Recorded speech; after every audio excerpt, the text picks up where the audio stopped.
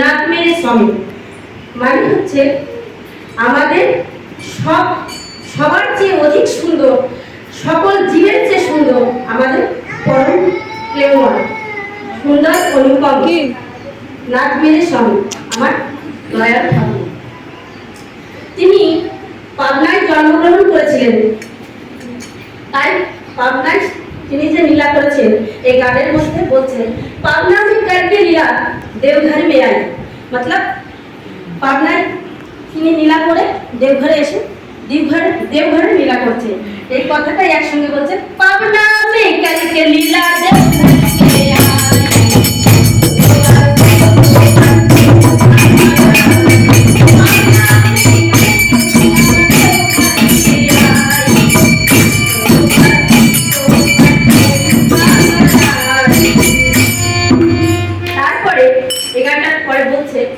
কাল বিগত মে প্রভু তোমরা সুকারি, এই কথাটার মানে হচ্ছে আমরা যখন কালের বিপদে একদম জর্জরিত হই তখন আমরা ঈশ্বরকে ডাকি, এই জন্য বলছে কাল বিগত মে প্রভু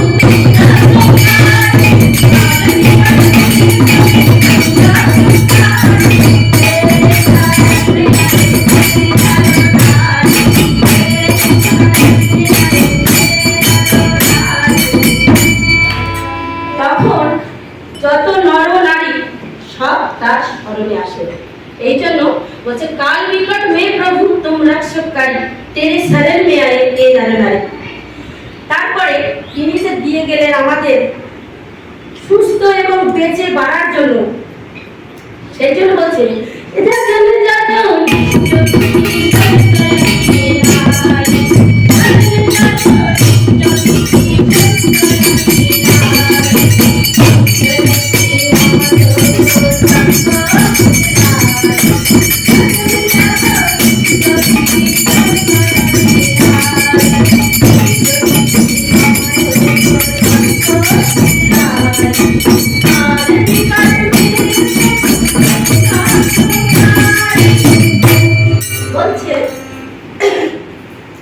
যজন যাজন ইষ্টভীতি সস্তায়নী সদাচার যে পঞ্চনীতি আমাদের দিয়ে গেছে, বলছে কাল বিকট আমাদের জীবনের যে কাল বা সমস্যা আসছে এই সব সমস্যার সমাধান এই পঞ্চনীতি আমরা যদি সঠিকভাবে পালন করতে পারি।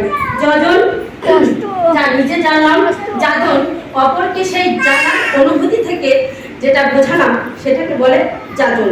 সেই জন্য বলছে যজন যাজন ইষ্টভীতি, ইষ্টভীতি হচ্ছে ইষ্টের ন্যায় বা ইষ্টের ভরণ পোষণের জন্য কিছু অর্ঘ আমরা দিয়ে থাকি, সেটাকে বলে ইষ্টভীতি। এটা হচ্ছে যজন যাজন ইষ্টভীতি স্বস্তিয়নী সদাচার, স্বস্তি আমি নিজের জীবনে স্বস্তিকে অনুভব করার জন্য বা সুস্থ রাখার জন্য যে নীতিটা সেটা হচ্ছে স্বস্তিয়নী। সেটা আমাদের নিজের জীবনকে সুস্থ বা সবল রাখতে গেলে নিরামিষ আহার গ্রহণ করতে হবে, এই জন্যই স্বস্তিয়নী পালন করতে হবে।